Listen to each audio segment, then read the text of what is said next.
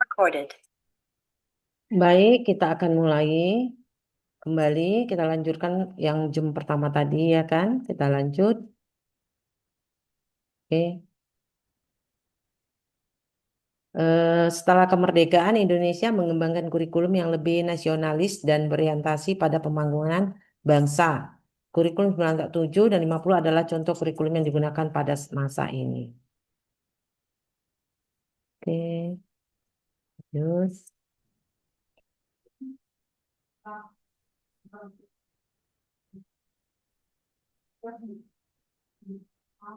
ya. Ya tadi benar itu absennya jangan ini ya, jangan tertimpa, tunggu aja gitu. Biar ini dia bisa tidak nama nama temennya nggak ini. Oke, yang kemudian masa Orde Lama. Orde Lama itu tahun eh, 60 dan 66 ya. Pada masa Orde Lama, kurikulum pendidikan di Indonesia dipengaruhi oleh ideologi komunis. Kurikulum 94 adalah contoh kurikulum yang digunakan pada masa ini, yang 64 ya. Kemudian masa Orde Baru. Itu Orde Lama. Orde Baru 1966 sampai 98. Pada masa Orde Baru, kurikulum pendidikan di Indonesia dipengaruhi oleh ideologi Pancasila. Nah, berarti P5 itu udah ada di 1965 sampai 98 ideologi Pancasila. Kan dimunculkan kembali di kegiatan di kurikulum yang Merdeka yang pakai P5 itu ya. Kemudian kurikulum 94 dan 1975 dan 84 contoh kurikulum yang digunakan saat ini. Berarti dia nyambung ya. Kemudian, ntar ya, kok lari lagi kamera saya. Oke, kemudian masa Orde Baru tadi udah. Masa reformasi 98 sampai dengan sekarang. Pada masa reformasi, kurikulum pendidikan di Indonesia dipengaruhi oleh prinsip-prinsip demokrasi dan hak asasi manusia. Kurikulum 2004, KTSP 2013. Jadi kalau misalnya usia-usianya kayak saya ini atau di bawah saya, usia 40, 30, itu tahunnya 2004 KTSP dan 2013. Ini yang model kurikulum 2004 ini kayak kurikulum yang CBSK, catat buku sampai habis kalau zaman saya sekolah dulu. Kemudian kurikulum merdeka dengan pendekatan deep learning dan kurikulum berbasis cinta sekarang ya. Sebenarnya di revisi-revisi aja ada penambahan sedikit-sedikit aja nih itu dengan pergantian nama ya. Jadi kita ambil kesimpulannya, sejarah kurikulum Indonesia menunjukkan bahwa kurikulum pendidikan telah mengalami banyaknya perubahan yang signifikan sejak masa kolonial hingga era modern. Perubahan ini dipengaruhi oleh berbagai faktor termasuk politik, sosial, dan ekonomi ya. Kalau perubahan termasuk politik, sosial, dan ekonomi itu contohnya nanti kita ambil ya di forum diskusi ya. Oke, kok bisa sih perubahan ini dipengaruhi oleh beberapa faktor katanya. Ada politik, sosial, dan ekonomi. Ya, kita akan buka Zoom grup diskusi ya kan, forum diskusi. Kita akan diskusikan. Oke, nah ini dia. Saya akan tambah lagi. Ini sebenarnya apa saja tantangan yang kita rasakan dengan pergantian kurikulum ini. Yang kedua, bagaimana Anda melakukan inovasi terkait perubahan itu. Terus yang tadi di slide ini saya mengatakan bahwa kurikulum itu ada termasuk politik, sosial, dan ekonomi. Yuk kita bahas. Mungkin udah bisa dibuka forum diskusinya. Siapa yang ingin berdiskusi atau memberikan tanggapan dengan yang pertanyaan saya ini, silakan raise hand atau langsung aja. Dan apa sih tantangan yang kita rasakan dengan kita sebagai guru PAUD, ya kan? Kenapa sih tantangan yang kita hadapi apa dengan perubahan ini? Coba silakan Bu Neni. Bu Neni udah manggut-manggut. Oke Ibu, terima kasih banyak. Assalamualaikum warahmatullahi wabarakatuh. Saya Neni Soheni. Tantangan yang saya rasakan pada saat penggantian kurikulum ini sebetulnya adaptasi, Bu. Jadi kita kayak baru memulai, ya kan, kayak misalnya kebetulan kalau program kami, saya kebetulan khusus mengajar anak-anak berkebutuhan khusus. Jadi kita evaluasi itu ada per 3 bulan, tetapi kurikulum kita, walaupun kita punya kurikulum sendiri, kita memang mengacu ke pemerintah yang buat gitu. Cuma pada saat proses adaptasi ini, kita kadang mengalami kendala, Bu.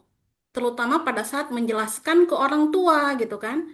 Kadang kita pada saat menjelaskan ke orang tua kok, Bu, kok ganti-ganti? Kemarin seperti ini, hari ini begini gitu. Itu sih Bu beberapa kendalanya pada saat kita proses komunikasi ke orang tua. Jadi butuh pendekatan lebih apa lagi ya? Lebih dekat lagi lah. Kadang kami panggil orang tua itu satu lawan satu untuk berbicara lebih dekat supaya orang tua itu tahu dan memahami gitu kan program yang kita kasih. Terus goal kita menyamakan goal kita sama goal orang tua itu yang kadang agak repot juga gitu kan. Terus yang kedua, bagaimana Anda melakukan inovasi terkait perubahan? Beberapa kami buat kayak misalnya di inovasi dari ini Bu, media pembelajaran. Jadi kami menyesuaikan dengan media pembelajaran sesuai dengan kurikulum yang kami buat. Seperti itu Bu. Baik, luar biasa Bu Neni memberikan tanggapannya. Coba yang lain silakan. Silakan memberikan tanggapan. Kan beda ya, beda lokasi. Bu Neni ini kayaknya fokus di ABK ya. ABK di mana itu Bu Neni?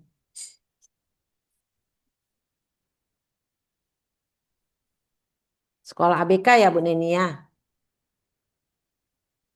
Oh, jaringannya kali.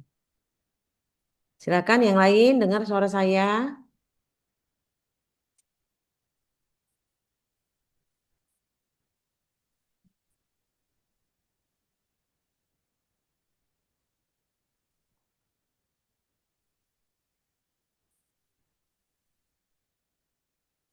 Silakan yang lain memberikan tanggapan. Ini kayaknya jaringan kurang stabil ya. Ini memang tempat saya agak mendung deh, sedikit mendung, hujan. Silakan yang lain. Izahwa Salsa. Izahwa Salsa Sabila. Silakan. Jadi kata Bu Neni tadi kan ada refleksi tantangan dia merasakan kepada pihak orang tua ya. Kenapa orang tua ini apa namanya orang tua itu agak seperti kesulitan gitu ya upaya memberikan pemahaman gitu. Silakan Bu Bu Izahwa. Izin Bu, masih di sekolah Bu. Oh, masih di Ada sekolah. Oke, kegiatan di yang sekolah Bu. lain Safira Aulia.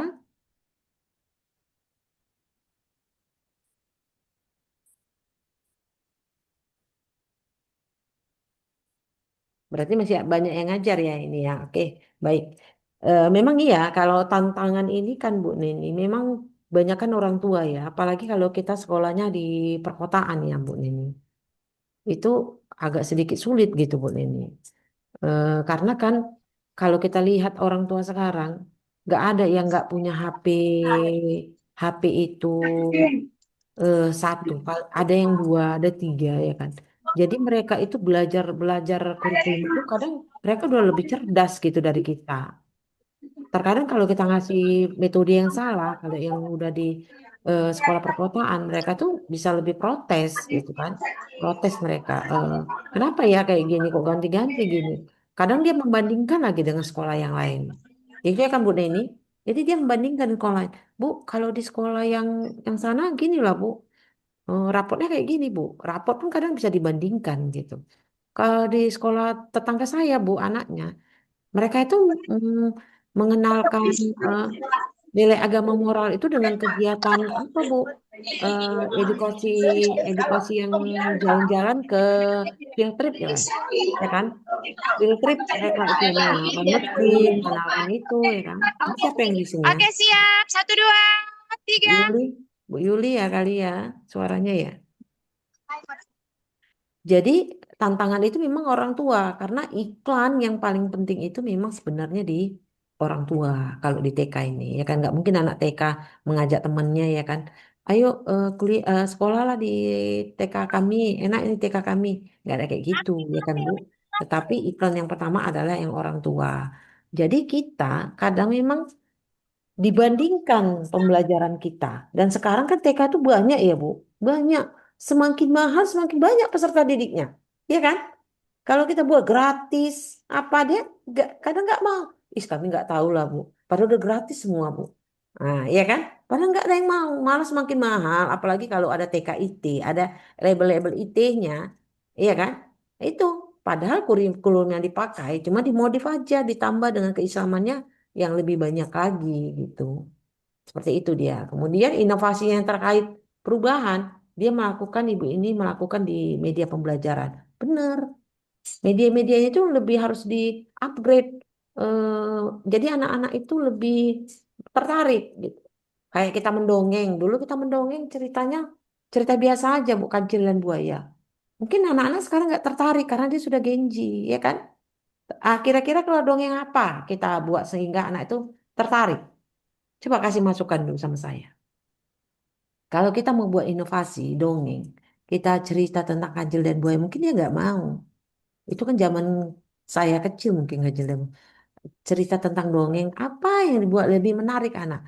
Terkait dengan siswa kita ini yang Genji. Kita harus cari Bu, lagu-lagu apa yang mereka itu tertarik. Kemudian cerita apa yang sekarang lagi dilihat-lihatnya itu lebih enak gitu. It- Itulah kita modifikasi. Kita modifikasi sehingga anak tertarik. Ini kayak aku loh ini gitu. Ini kayak aku nih. Coba sekarang Bu anak-anak remaja yang emak-emaknya. Kalau kita ajak ngaji-ngaji wirid-wirid biasa yang zaman kayak saya ini lah usianya kayak saya. Pasti nggak mau ya kan Bu? Nggak mau tuh. Nggak mau yang bener Bu Santi. Tapi kalau kita ajak kajian Hanan Ataki yang di hotel berjubel-jubel kan Bu? Padahal berbayar, berbayar. Nah, tuh, oh Hanan Atake aduh payah kali nyarinya, iya kan? Terus sampai yang ke hotel mereka tuh mau. Nah, kita harus melihat seperti itu. Inovasi apa yang kita buat, tapi tujuan kita untuk mencerdaskan anak bangsa ini tercapai. Nah, seperti itu dia. Nah, kalau yang ini bagaimana ini? Siapa yang bisa memberitakan tanggapan yang tadi saya bilang? Perubahan kurikulum ini ada faktornya termasuk politik, sosial, dan ekonomi. Siapa yang bisa memberikan tanggapannya? Jadi katanya kurikulum ini berubah. Berubah karena faktor politik, sosial, dan ekonomi. Siapa yang bisa memberi pandangan? Silakan Bu Susanti. Bu Santi bisa? Mungkin Bu Susanti di bidang sosialnya, nanti Bu Yuli di bidang ekonominya. Kenapa sih kok bisa ada perubahan gara-gara politik, sosial, dan ekonomi? Silakan Bu Susanti. Kalau di dalam sosialnya gitu, kalau kita tuh ya sebagai kalau di sekolah kita tuh ngadakan kalau misalnya Idul Adha gitu, setiap santri itu setiap apa kita kasih bagian gitu. Itu satu. Laginya pun satu lagi kalau misalnya ada kita dapat bantuan dari mana yang kita utamakan dari kelas itu sendiri supaya untuk menarik gitu, Bu. Ya benar. Jadi kurikulum itu eh, kita dipengaruhi dengan kegiatan sosial. Kalau yang politiknya,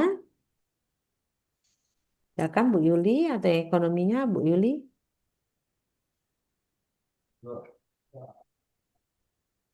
Oh, kayaknya lagi jalan ya. Untuk yang lain, silakan.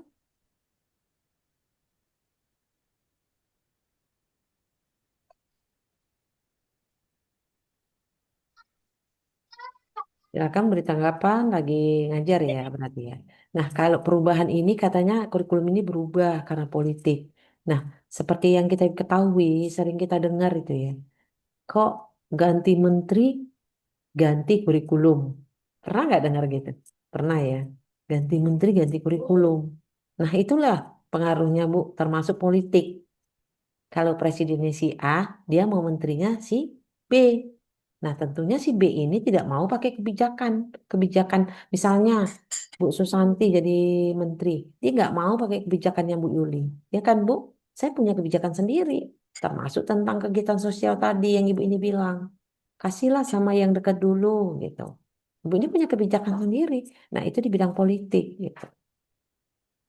Jadi ganti presidennya, ganti menterinya, dan menterinya punya kebijakan. Karena apa? Menterinya ini kan ditagih nih sama presiden. Kebijakanmu apa tentang kurikulum gitu. Ya kan? Apa sih programmu? Masa sama programnya dengan kemarin? Nah, oh, program saya yang hari ini tentang ini. Jadi dia punya program. Begitu juga lah dengan sekolah kita. Jadi kita harus ada program kurikulum kita harus berganti. Ya, ekonomi, ekonomi tadi yang saya bilang. Kenapa sih sekarang kalau kita ajak ibu-ibu perwiritan males kali. Tapi kalau ke hotel, Ustaz anak-anak takut berebut tuh nggak dapat bangku, nggak dapat bangku. Bahkan ketika dia dapat, alhamdulillah kata dapat. Nah saya aja pingin tapi nggak pernah dapat. Ya kan, buat balik daftar nggak dapat, ya kan. Pingin dengar kajiannya gitu. Kenapa? Padahal berbayar. Kalau wirid kan enggak ya kan, Bu, lingkungan sekitar, ya kan. Komunitas terkecil lah kalau saya katakan. Begitulah sekolah. Sekolah Bu, kalau kami lah di Binjai ya, saya kebetulan tinggalnya di Binjai. Sekolah yang mahal, nah banyak peserta didiknya Bu. Padahal sekolah kelasnya biasa-biasa aja. Lingkungan apanya biasa aja. Cuman kenapa? Guru-gurunya itu muda-muda. Kemudian belajar itu selalu menggunakan fokus. Anak saya SD itu Bu, menggunakan fokus. Jadi anak saya ini tertarik gitu. Kalau di sekolah yang lain, mungkin kita kita nggak usah sebut merek. Mungkin di sekolah yang lain dia nggak masih CBSA kalau kita bilang walaupun kurikulumnya udah merdeka, masih mencatat, ya kan? Bahkan di sekolah anak saya Bu pernah disuruh pelajaran agama, dia mencatat 3 halaman, itu maknya protes Bu di grup. Assalamualaikum, Mualimah izin ya. Kenapa sih anak saya ini dapat PR agama, pendidikan agama, menulis dari halaman sekian sampai halaman sekian. Kan sudah ada buku paket. Kenapa ya Mualimah harus menulis? Gitu. Dia protes, Bu. Ya kan? Orang tuanya protes. Kenapa harus menulis sampai begitu banyak? Kan bisa difotokopi, bisa dikasih kayak mana ceritanya. Kok anak itu harus menulis? Gak mau anak Genji ini menulis. Nah, itu dia. Jadi, melihat dari ekonomi sekarang yang orang tua murid ini sekarang kan Bu, jarang ya nggak punya HP. Ada Bu orang tua murid yang nggak punya HP. Jarang ya kan Bu? Itu kalau mungkin yang di pelosok-pelosok. Di Nias sana Bu, ada Bu. Saya lihat ada grup WA-nya sekolah, saya pernah ke Nias. Nggak ada Bu. Di sini aja nggak ada yang punya HP, jarang. Jadi informasi peserta didik itu masih pakai surat, Bu. Buku penghubung. Itu buku penghubung udah keren kali lah kalau di Nia sana, Bu. Nggak ada grup WA. Nah, kalau itu cocok, Bu. Pembelajarannya masih menulis. Nah, jadi kurikulum itu mempengaruhi ekonomi, Bu. Pengaruhi dia. Di kurikulum itu masih sana harusnya. Nggak bisa dia pakai grup WhatsApp. Jadi ada kebijakan pemerintah ada terbentuknya persatuan orang tua murid melalui grup WhatsApp, buku penghubung, serta surat. Nah, 3 kalau untuk penilaian akreditasi. Jadi kalau dibuat dari kementerian hanya grup WhatsApp, kasihan tuh yang di negeri yang di Nia sana. Dia nggak ada, Bu. Dia masih pakai surat, kadang masih pakai lisan. Besok datang ya. Besok ada kegiatan ini, datang ya. Nah, gitu dia. Jadi mempengaruhi ekonomi ini. Jadi dia ada perubahan-perubahan seperti itu. Iya kan? Dulu mungkin nggak ada yang namanya IT ya kan Bu, TKIT, SDIT nggak ada ya Bu. Sekarang kan boleh ya Bu ada TKIT, SDIT ya kan. Wah banyak tuh peserta didiknya Bu. Alhamdulillah berarti orang tua sekarang masih mau mengutamakan anaknya untuk belajar tentang keislaman, akidah. Masih seperti itu ya kan Bu. Kalau udah IT, wah banyak tuh peminatnya Bu. Tempat kami ini jarang lah Bu, TKIT sedikit, jarang sekali. Yang SDIT itu sedikit. Nah, kasihan yang mana? TK-TK yang lama. Akhirnya apa yang mereka lakukan? Inovasi apa yang mereka buat sehingga peserta didik itu banyak. Nah, itulah mereka buat, Bu. Menaikkan SPP. Karena saya lihat sekolah, kenapa muridnya cuma 3, 5? Padahal SPP kami 20.000 loh. Nggak mau salah. Buat SPP 100.000. 150. Karena ada SPP yang lebih dari itu. Banyak peserta didiknya. Buat SPP-nya yang mahal, gaji gurunya bagus. Kan kalau SPP-nya cuma 20.000, gaji gurunya kan sedikit ya kan Bu? BOP berapa lah kalau cuma 5 masih siswanya? Iya kan? Sian dia gitu. Jadi haruslah kita ini kan. haruslah kita memang apa namanya mengupgrade-nya gitu. Jadi kalau kita nggak mengupgrade, sulit juga gitu. Makanya saya bilang semakin mahal karena melihat peserta didik sekarang, semakin bagus sekolahnya. Kurikulumnya juga semakin bagus, tidak lagi CBSA, tidak lagi pakai buku paket. Buku paket boleh nggak, Bu? Kalau menurut Ibu boleh paket nggak? Boleh nggak sekarang? Coba Bu Yuli. Bu Yuli berapa tahun Ya, Bu. Bu Yuli udah berapa tahun mengajar? Gimana, Bu? Bu Yuli sudah berapa Masih tahun mengajar? tahun, Bu. Berapa? 1 tahun? Jalan 2 tahun, Bu. Masih pakai buku paket? Jalan 2 tahun, Ibu. Jalan 2 tahun. Masih pakai buku paket nggak? Gimana, Ibu? Masih pakai buku paket? Oh, dari sekolah itu ada khusus bukunya, Bu. Oh, Nggak khususnya pakai buku. sendiri. Iya, Oh, dari ada khusus dari sendiri. sekolah ada language gitu. Oh, iya, iya. Nah, kalau Bu Susanti, masih nggak pakai buku yang kita beli kayak majalah gitu? Masih nggak sekolah? Susanti, kepala sekolah? Belum diapakan Bu mikrofonnya. Ah, Sekolah-sekolah, kepala sekolah-sekolah. sekolah. Ah, gimana Bu? Berapa siswa kita? Siswanya alhamdulillah biarpun setiap tahunnya naik turun alhamdulillah 20. Alhamdulillah. Standar ya Bu. Gurunya dari satu PAUD semua Bu. Gimana, Bu? Gurunya dari satu PAUD semua. Belum, Bu, belum, masih tahap SMA. Ibu suruh kuliah ya Bu. Nanti SMA nggak bisa jadi guru. Ya, cicil Ya, ya Bu. bisa di Cicil. pending. Berarti sekolahnya baru ya. Berapa tahun berdiri Bu? Kalau sekolah udah lama, Bu, udah 10 tahun lebih. Oh, subhanallah Bu. Merinding saya kalau Tapi lihat kita sekolah. dapat akreditas, dapat Hmm, perizinan jalan 9 tahun. Dapat 9 perizinan tahun kita 9 baru tahun. dapat izin. Berarti sudah akreditasi. Ya, Sudah akreditasi. sudah. Alhamdulillah. Sudah. Oke, baik, Ibu. Ini perkuliahan kita hari ini. Saya mengucapkan terima kasih. Mungkin ada yang mau ditanyakan, Ibu? Hari ini full kuliah ya kalian ya, reguler 2 ya.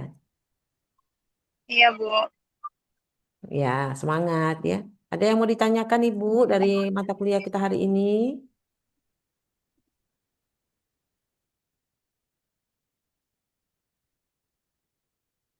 Jam saya menunjukkan 5 menit lagi.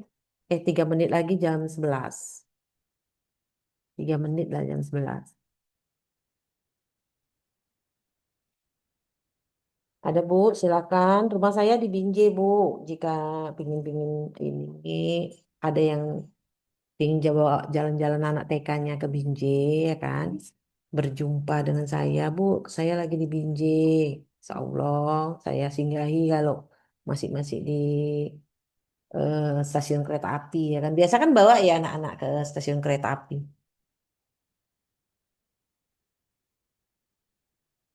Ini udah pada bubar ya. Yang lain saya belum kenalan. Coba berkenalan satu-satu dulu. Misalnya, nama saya Santi, mengajar dari segini. Silakan, silakan ibu-ibu, biar saya kenal.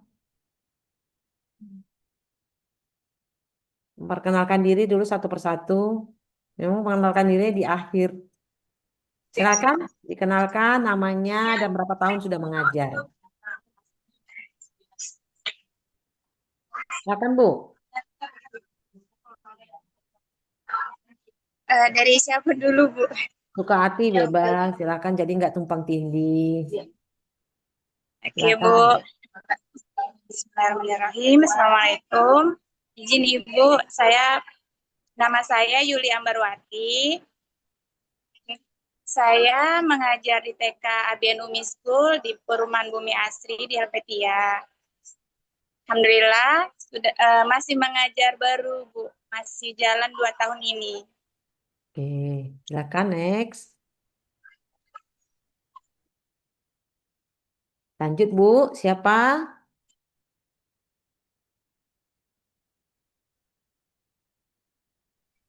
Bu, Ini Ya, Assalamualaikum silakan. warahmatullahi wabarakatuh. Salam kenal Ibu. Saya Mm-mm. Neni Suheni.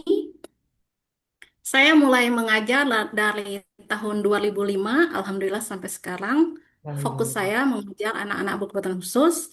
Dan dari mengajar saya sudah menurunkan 2 buku khusus Mm-mm. untuk anak-anak berkebutuhan khusus. Sekian Ya. Ibu. Assalamualaikum Yes, warahmatullahi mantap wabarakatuh. Ibu. Ibu, jangan mengajar. Ibu, saya juga guru PAUD dari 2005 sama kita. Bu, Tapi saya, jadi saya memang jenjang karir saya memang dari guru PAUD Bu dari 2005. Tahun 2000 saya guru PAUD sampai 2005. Nah, 2005 saya menjadi kepala sekolah sampai di 2015. 2016, ya 2016, kemudian saya sertifikasi, saya lanjut S2, S2 PAUD di Unimed. S1 saya PGTK Bu di UMN. Dulu PGTK namanya. Iya kan, belum belum PIAUD, masih PGTK saya di UMN. Bayangkanlah Bu, saya harus berjalan naik kereta ya, bukan berjalan. Saya naik kereta dari Binjai sampai ke UMN. Itulah perjuangan saya. Dulu PGTK itu langka sekali Bu, sangat langka. Ya, PGTK itu langka sekali dia. Jadi dicari-cari tuh Bu sampai dikasih-kasih beasiswa. Nah, saya lah dapat beasiswa pertama yang PGTK. Karena teman-teman kami kan sudah S1 semua ya Bu, sudah yang S1 PAI, nggak mau lagi kuliah karena udah pada yang umurnya udah pada 30-an gitu kan. Tapi saya dibilang nih sama suami saya kan dulu ada udah kuliah juga, cuman nggak linier. Terus bilang suami saya, mana bisa mengajar anak TK, kau nggak paham TK katanya. Akhirnya masuklah saya pergi TK. Nah waktu saya di 2000 sampai 2005, saya masih S1 biasa Bu, gitu. S1 yang tidak linier gitu kan. Jadi ketika itu barulah saya kuliah Bu. Udah kuliah, dapatlah saya sertifikasi tahun 2012. Sertifikasi. Dulu sertifikasi kan Bu, siapa yang mau sertifikasi? Nah gitu ya kan. Siapa yang mau sertifikasi gitu. Masih modelnya masih PLPG. Yang orang yang sampai jantungan ya Bu, dengan PR-nya seabrek-abrek ya kan. Sampai yang udah mau melahirkan pun udah langsung abortus, dia lagi hamil pun udah melahirkan saking takutnya dengan PLPG itu ya kan. Jadi saya lulus sertifikasi 2012 senang sekali Bu. Terus dapat uang sertifikasi pertama. Nah saya tekad saya itu Bu harus ngelanjut S2. Itu DJ-in juga Bu. Guru TK gajinya 50.000. Itu gaji saya masih 75.000 ya Bu. Ini kita sharing supaya semangat gitu ya. 75.000 saya itu langsung Bu. Jadi apa? Sertifikasi saya lanjut saya S2 PAUD. Nah, pilihan ibu-ibu ini sudah tepat sekali mengambil PAUD. Kenapa? Biarlah gajinya sedikit tapi berkahnya banyak. Karena kalau kita bilang tuh Honda ya, honor dari Allah ya. Honor tuh kita dari Allah saja, Bu. Itu berkahnya tuh. Ibu lihatlah, Bu, gaji guru TK itu sedikit ya, Bu. Tapi jarang guru TK itu bau. Jarang ya kan, Bu? Dia wangi dan selalu cantik. Ya kan? Selalu cantik dia. Nanti kalau sudah selesai, mati selesai ya Bu. Jamnya ini sudah diperingatin 10 menit lagi. Jadi Bu, wangi dan selalu cantik. Nggak pernah kalau berantem sama suami, nggak pernah bawa masalah itu ke TK. Ketika jumpa anak-anak, enjoy gitu ya, senang. Gitu. Tapi kalau kita tatap muka, kita nyanyi-nyanyi ya Bu. Saya karena guru TK, saya suka Bu dengan nyanyi-nyanyi, dengan lagu. Saya senang gitu. Jadi kita awet muda fresh gitu ya kan Bu. Tidak inilah. Duh gimana ya kalau menghadapi mahasiswa ini sebenarnya lebih jutek ya kan. Kok ngajakin TK, selamat pagi Umi. Jumpa di undangan, itu Umi Salma itu gitu ya kan. Coba jumpa mahasiswa mudah-mudahan kalian nggak gitu. Jumpa saya, Bu gitu langsung aja ya kan nggak usah segan-segan ya kan. Pingin rasanya memang kembali lagi gitu jadi guru TK gitu ya, lebih enak. Jadi saya merasakan tuh Bu. Kalau ada yang bilang guru TK itu ya menyapu, mengepel, jadi babu itu saya rasakan semua, Bu. Saya rasakan itu. Mengucap apa namanya? Mengelap ingusnya anak-anak. Aduh, bahagia sekali ya kan. Anak orang menjadi anak kita. Itu dia. Itu Terima kasih, selamat berjuang. Nanti kita jumpa di tatap muka ya. Jadi kenalannya lebih enak. Saya harap. Terima kasih, selamat berpuasa. Assalamualaikum warahmatullahi wabarakatuh. Sebentar saya screenshot ya. Silakan ini kamera. Assalamualaikum warahmatullahi wabarakatuh. Satu, dua. Ini Rahma Yunita belum ya? Oke. Satu. Bentar ya. Satu, dua, tiga. Oke. Sudah selesai. Sebentar saya. Kan. Ini Rahma Yunita. Rahma Yunita ini berarti kawannya Bu Siti Bariah ya? Oh iya. Iya, Karena Ibu. kemarin saya nyari-nyari ini siapa ini di mana gitu. Udah mengajar. Ya Allah. Udah Saya mengajar. ngajar privat, Ibu. Oh, masih privat. Oke. Terus Risa Ya. Fitri. Kemudian kita berarti ada 10 ya. Berarti kita ada 10 ya. Oke, nanti tugasnya berarti ada yang 3, ada yang 4 orang ya. Ada yang 3, ada yang 4 orang ya. Oke, nanti saya bagi di pertemuan kedua. Saya harap di pertemuan kedua semuanya hadir. Oke, terima kasih. Sebentar saya